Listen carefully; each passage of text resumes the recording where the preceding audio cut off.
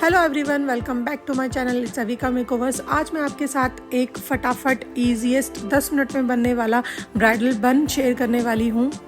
ये स्टाइल इतना ईजी है और इसके अंदर मैंने किसी भी तरह का कोई एक्सटेंशन यूज़ नहीं किया है, ना ही बहुत ज़्यादा मशीन्स यूज़ किए, ना ही बहुत ज़्यादा हेयर स्प्रे मैंने इसके अंदर यूज़ किया है। तो मिनिमल प्रोडक्ट के साथ आप इस तरह का ब्राइडल बन बना सकते हैं। तो चलिए वीडियो स्टार्ट करते हैं। वीडियो स्टार्ट करने से पहले अगर आप मेरे चैनल पर नए हैं तो प्लीज़ मेरे चैनल को सब्सक्राइब करना बिल्कुल भी मत भूलना और वीडियो अच्छा लगे तो उसे लाइक और शेयर ज़रूर करना। So this is the raw condition of hair. आप देख सकते हैं बहुत ज़्यादा थिन हेयर्स हैं। तो हेयर स्टाइल बनाने के लिए जो बेसिक चीज़ें हमें चाहिए होंगी वो इस तरह की क्लिप्स पिन्स होंगी, छोटी बड़ी दोनों टाइप की, और ये सेक्शन कॉम्ब चाहिए होगा और एक हेयर स्प्रे चाहिए होगा। जो भी हेयर स्प्रे आपके पास है आप वो यूज़ कर सकते हैं। तो सबसे पहले हम बालों को पूरा अच्छे से डिटेंगल कर लेंगे। उसके बाद हम सेंटर पार्टीशन निकाल के एयर टू एयर सेक्शन निकालेंगे।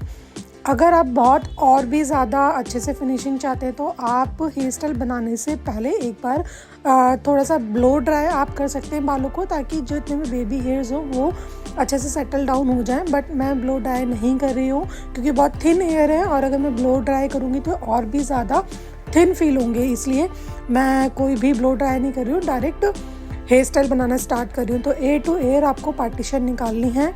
जब भी आप एयर टू एयर पार्टीशन निकालते हैं तो आपको ध्यान रखना है कि दोनों साइड से जो एयर टू एयर पार्टीशन निकाले वो इक्वल होना चाहिए, वरना आगे के बालों की जो डेंसिटी है वो थोड़ी कम ज़्यादा हो सकती है और फ्रंट वेरिएशन में उससे थोड़ा सा प्रॉब्लम आ सकता है। उसके बाद हमने जो एयर टू एयर पार्टीशन निकाला है उन सेक्शन पे हम क्रिम्पिंग करेंगे। तो क्रिम्पिंग के लिए मैं आइकॉनिक की ही क्रिम्पिंग मशीन यूज़ कर रही हूँ। तो आपके पास जो भी क्रिम्पिंग मशीन है आप वो यूज़ कर सकते हैं।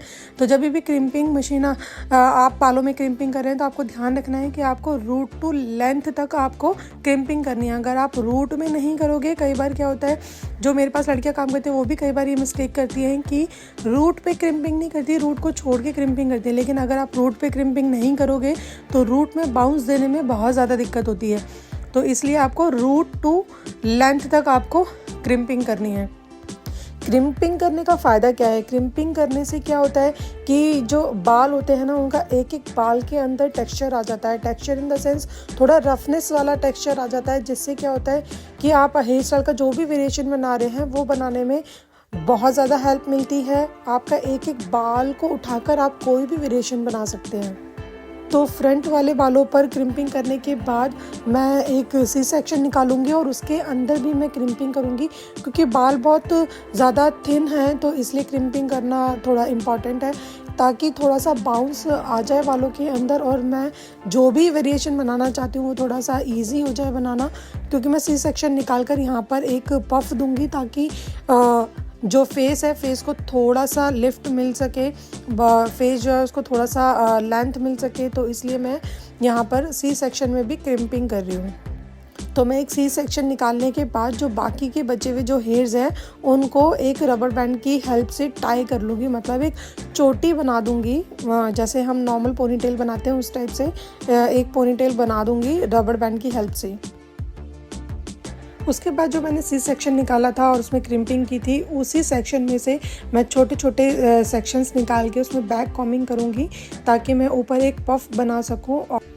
तो मैं छोटे छोटे सेक्शंस लेके बैक कॉमिंग कर रही हूँ। और बैक कॉमिंग करते हुए आपको ध्यान रखना है बहुत लाइट हैंड के साथ बैक कॉमिंग करनी है। और बैक कॉमिंग करने के बाद उसमें हेयर स्प्रे लगा के उसको सेट करना है ताकि वो बैक कॉमिंग अपनी जगह पर फिक्स रहे।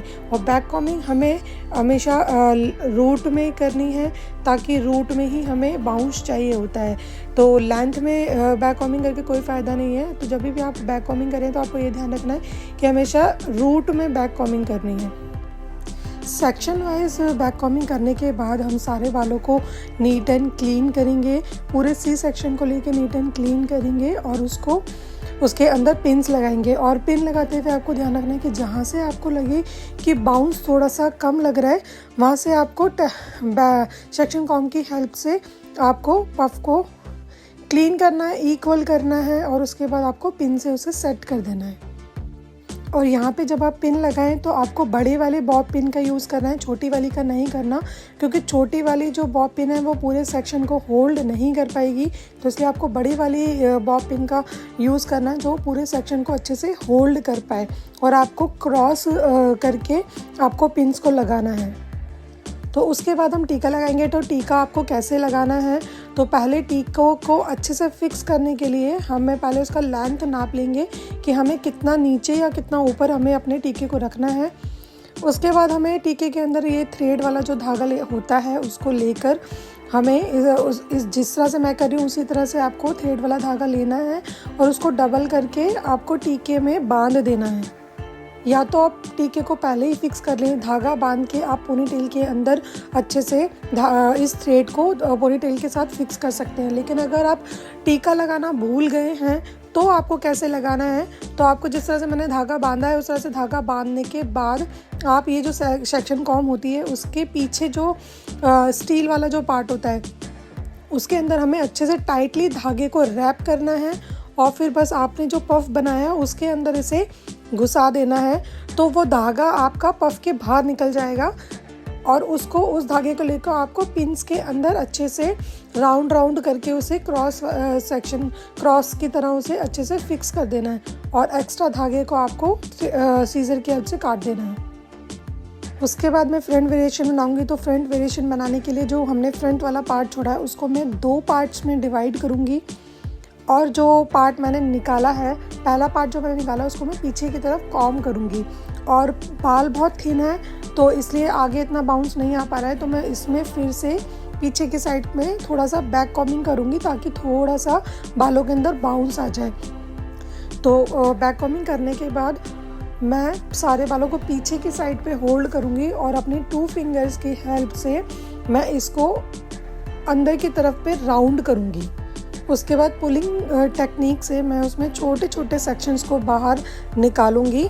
इनको बाद में मैं स्प्रे की हेल्प से फिक्स करूंगी, पर अभी मैं इसके अंदर छोटे छोटे सेक्शंस पुलिंग टेक्निक की हेल्प से मैं इसमें छोटे छोटे सेक्शंस निकालूंगी और उसे बाद में पीछे की साइड में पिन से सिक्योर कर दूंगी। उसके बाद जो दूसरा वाला पार्ट जो मैंने छोड़ा था उसको भी मैं सेम टेक्निक से ही पीछे की साइड पे लेकर पहले बैक कॉमिंग से उसमें थोड़ा सा बाउंस क्रिएट करूँगी। उसके बाद सेम उसे ऐसे ही मैं अपने 2 फिंगर्स की हेल्प से अंदर की तरफ पे फोल्ड करूँगी और फिर इसमें भी मैं पुलिंग टेक्निक की हेल्प से छोटे छोटे सेक्शंस निकालूंगी जिससे हम एक अच्छा सा टेक्सचर क्रिएट कर पाए। उसके बाद मैं इसको पीछे की साइड पे फिक्स कर दूंगी और अब मेरा जो फ्रंट वाला वेरिएशन वो कंप्लीट हो गया है। तो मैं अब इसके ऊपर स्प्रे लगा के जो मैंने टेक्सचर क्रिएट किया था पुलिंग टेक्निक से उसको मैं स्प्रे लगा कर धीरे धीरे करके उसको सेट करूँगी ताकि जो मैंने टेक्सचर क्रिएट किया है वो फिक्स हो जाए।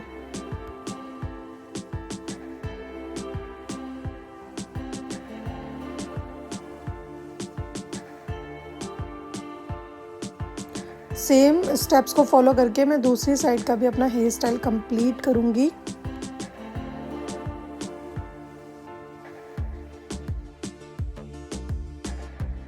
उसके बाद हम बैक साइड का हेयर स्टाइल बनाएंगे। तो मैं एक डोनट लूँगी, ये मीडियम साइज़ का डोनट है। इसको लेके मैं पोनीटेल के ऊपर रखकर इसे बॉब पिन की हेल्प से मैं इसे सिक्योर करूँगी। तो आपको ध्यान से देखना है कि डोनट को बॉब पिन से किस तरह से फिक्स किया जाता है ताकि जो हमारा डोनट है वो बिल्कुल भी अपनी जगह से हिले ना। तो आपको बॉब पिन को लेना है तो उसका एक पार्ट जो है आपको बॉब पिन अपने डोनट के अंदर फंसाना है और उसको ऊपर से लेके नीचे की तरफ उसे घुसा देना है। इस तरह से लगाने से क्या है जो डोनट है वो बालों के अंदर बहुत अच्छे से फिक्स हो जाता है। अगर आप स्ट्रेट बॉब पिन को घुसाएंगे तो वो नीचे खिसकने के चांसेस होते हैं। उसके बाद जो बचे हुए बाल हैं उनको मैं दो पार्ट्स में डिवाइड करूँगी और उसके अंदर पोनीटेल्स बनाऊँगी। जैसे हम गुत्त के नॉर्मल चोटी बनाते हैं उस तरह से चोटी बनाऊंगी और उसमें मैं पुलिंग टेक्निक से उसको थोड़ा सा लूज़ करूंगी ताकि मैं ये पूरे डोनट को अच्छे से कवर कर लें। आप चाहें तो इसके अंदर और भी कुछ वेरिएशन बना सकते हैं। लेकिन ये थोड़ा ज़्यादा इजी है, मुझे झटपट वाला बनाना था, इसलिए मैंने आपको ये सबसे इजी वाला बताया है। तो इस तरह से आपको लेके इसको फोल्ड करना है और ऊपर करना है और इसको अच्छे से स्प्रेड करनी है चोटी को, ताकि आपका पूरा डोनट बालों से कवर हो जाए। तो इस तरह से आपको स्प्रेड करना है चोटी को और जूड़ा पिन की हेल्प से इसे सिक्योर कर देना। जहाँ जहाँ पे आपको लगे कि गैप आ रहा है वहाँ पे आपको बालों से उसे कवर करना है और जूड़ा पिन की हेल्प से उसे सिक्योर कर देना है। बस अब आपका हेयर स्टाइल जो है वो रेडी हो गया है। अब आप चाहें तो इसके अंदर रियल फ्लावर्स लगा के इसे डेकोरेट करें, या फिर आप लेस लगाएं, या फिर आप आर्टिफिशियल फ्लावर्स लगाएं, जो भी आपके पास अवेलेबल हो आप वो लगा के इसे रेडी कर सकते हैं। तो मेरे पास रियल फ्लावर्स नहीं थे, तो मेरे पास ये लेस थी, तो मैं इस तरह से इस लेस को राउंड करके जूड़ा पिन की हेल्प से इसे लगा रही हूँ। और उसके बाद जो मेरे पास ये गोल्डन कलर के आर्टिफिशियल फ्लावर्स हैं, तो मैं उन्हें लगाकर इससे कंप्लीट कर रही हूँ।